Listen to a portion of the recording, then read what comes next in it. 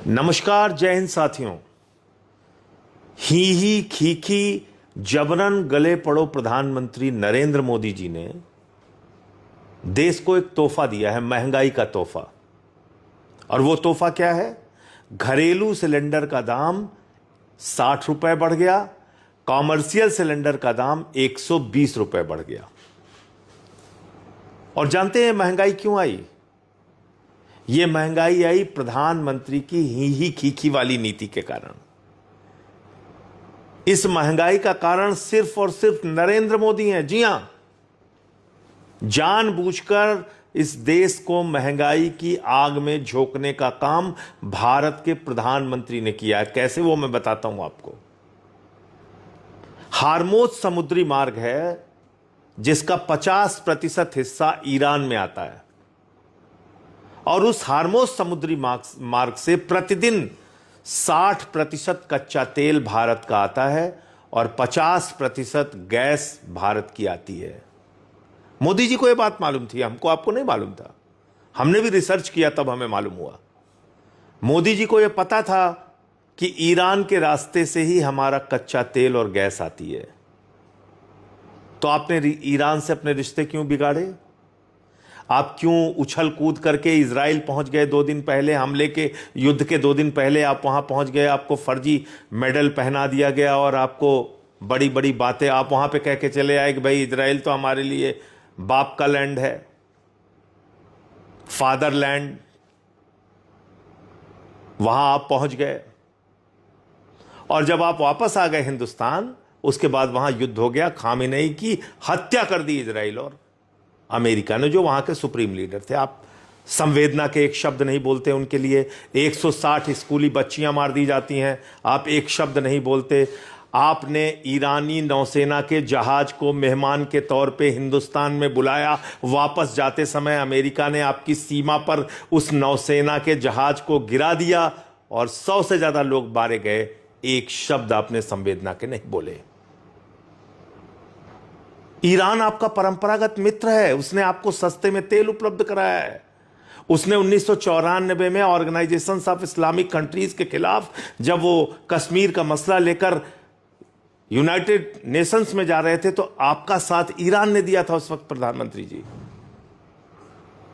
और आज ध्रुव राठी का एक वीडियो आया, देखिएगा। भारत का कोई भी प्रधानमंत्री इतना नहीं झुका जितना आप झुक गए। सब मजबूती से खड़े रहे अमेरिका के खिलाफ। जब उसने हमारे ऊपर आर्थिक प्रतिबंध लगाया, आदरणीय अटल जी थे, डॉक्टर मनमोहन सिंह जी थे, इंदिरा जी थी, सब ने तमाम अमेरिका की दादागिरी को झेला, बर्दाश्त किया। अमेरिका ने परमाणु परीक्षण के वक्त हमारे ऊपर आर्थिक प्रतिबंध लगाया। उसने 71 के युद्ध में हमारा विरोध किया, 7वां बेड़ा भेज दिया। 65 में पाकिस्तान के युद्ध के वक्त हमारे ऊपर आर्थिक प्रतिबंध लगाया। अभी ट्रंप कह रहा है उसने आपके ऊपर, आपको धमका के सीज फायर कराया। आपकी इज्जत, देश की इज्जत, हमारे बहादुर सैनिकों की इज्जत को तार तार किया उसने।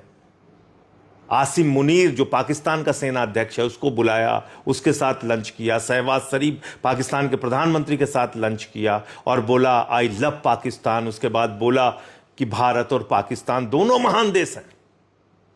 भारत को पाकिस्तान के साथ खड़ा कर दिया, बराबर खड़ा कर दिया। आप कुछ नहीं बोले, एक शब्द नहीं बोले। आपको यहां तक धमकी दी कि मोदी जानता है मैं उसका कैरियर खत्म कर सकता हूं। आप कुछ नहीं बोले। अभी वहां का अधिकारी कह रहा है रूस से तेल खरीदने की हमने परमिशन दे दी है 1 महीने के लिए। आप परमिशन लेके काम कर रहे हैं मोदी जी।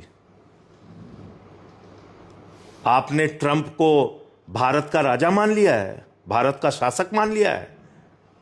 190 साल तक अंग्रेजों के गुलाम रहे हम, और उसके बाद हमारे क्रांतिकारियों के बलिदान के बदौलत जो आज़ादी मिली, उस आज़ादी को आपने गिरवी रख दिया है। अब आपको अमेरिका से परमिशन चाहिए रूस से तेल खरीदने के लिए।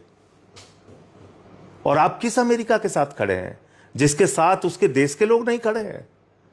एक पायलट की तस्वीरें चल रही है, उसने कहा हम इजराइल को नरसंहार के लिए हथियार देने नहीं जाएंगे।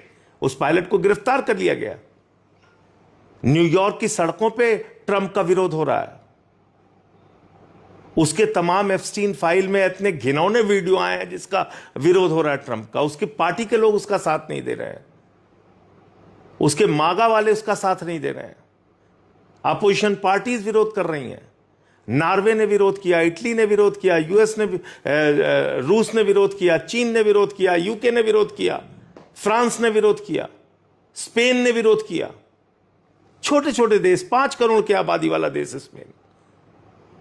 लेकिन आपके मुंह से विरोध में एक शब्द नहीं निकले कि 160 बच्चियों की मौत गलत है, नौसेना के जहाज को इस तरह से उड़ाना गलत है, ईरान के सुप्रीम लीडर को मारना गलत है। आप एक शब्द नहीं बोल पाए प्रधानमंत्री जी।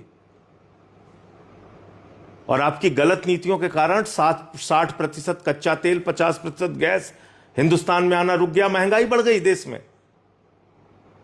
और इस महंगाई का फायदा कौन उठा रहा है? आपका सबसे करीबी दोस्त, वही भ्रष्टाचारी जिसके नाम आपने सारा देश नीलाम कर दिया है। देश के लोगों, याद रखो, तुम्हें पता होना चाहिए, अडानी ने 3 गुना गैस का दाम बढ़ा दिया। ATGL, Adani total gas limited, जाके पढ़ लेना, देख लेना। और इतना ही नहीं, अंधभक्तों, आप नेतन्याहू को जिताने के लिए पूजा कर रहे हो ना। वो नेतन्याहू कौन है? इसको भी जरा सर्च कर लेना गूगल पे, तुम्हें मिल जाएगा। नेतन्याहू वो है जिसका बेटा एक तस्वीर डालता है मां दुर्गा की, ये आपत्तिजनक तस्वीर डालता है, जिसको गले लगाते फिर रहे हैं नरेंद्र मोदी जी, जिसको जिताने के लिए तुम लोग पूजा कर रहे हो अंधभक्तों। ये नेतन्याहू का बेटा मां दुर्गा की ये फोटो ट्वीट कर रहा है, आपत्तिजनक फोटो। कुछ तो शर्म करो। इसलिए मोदी जी, आप एप्स्टीन फाइल के दबाव में हैं, पूरा देश जान चुका है। एप्स्टीन फाइल में आप बुरी तरीके से फंस चुके हैं। आपने इजराइल की पिछली यात्रा भी एप्स्टीन के कहने पे की थी। आप वहां नाचे गाए, जो आपने किया। इस यात्रा के बाद युद्ध शुरू हो गया। युद्ध के विरोध में आपने एक शब्द बोला नहीं। और अमेरिका का विदेश उपमंत्री भारत की धरती पे आके आपको अपमानित करके चला गया, कह के चला गया, हम आपको अपने प्रतियोगिता में नहीं खड़ा होने देंगे, हमने जो गलतियां चीन के साथ की वो आपके साथ नहीं करने देंगे। यानी आपको 2M दर्जे के नागरिक से भी कम हैसियत दे रहा है वो। फिर भी आपके मुंह से एक शब्द नहीं निकला।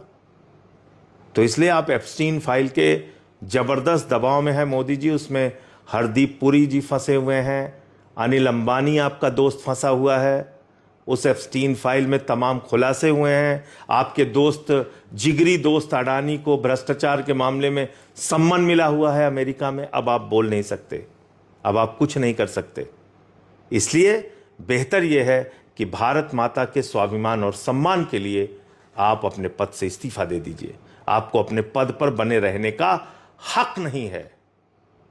आप भारत के गौरव, भारत के सम्मान, भारत के स्वाभिमान, भारत की संप्रभुता, भारत की प्रतिष्ठा को अब आप नहीं बचा सकते। आपने सब कुछ गिरवी रख दिया अमेरिका के आगे। अपने पद से इस्तीफा दीजिए। और अब तो आपने इजराइल को फादरलैंड मान ही लिया है। उन्हीं की चमचागिरी कीजिए, अमेरिका की चमचागिरी कीजिए, देश को बख्श दीजिए।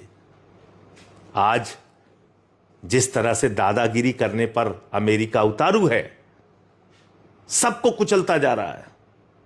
वेनेजुला पे कब्जा कर लिया, ईरान में घुस के वहां के सुप्रीम लीडर को मार दिया, आपको डराता धमकाता फिर रहा है। क्या आप समझ रहे हैं कि यह दुनिया के लिए ठीक है, भारत के लिए ठीक है? आपके लिए इजराइल फादरलैंड हो गया है, जिस इजराइल की कुल आबादी 97 लाख है और भारत की आबादी 144 करोड़ है।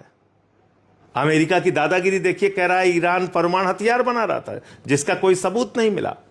और खुद अमेरिका के पास 5500 परमाणु बम है, 5500, 5500। वो दुनिया की निगरानी कर रहा है। इन सब विषयों पे आप कुछ बोल नहीं सकते। तो देश को बख्श दीजिए, अपने पद से इस्तीफा दीजिए और भारत माता के स्वाभिमान और सम्मान कि रक्षा करने में देशवासियों का साथ दीजिए। जय हिंद।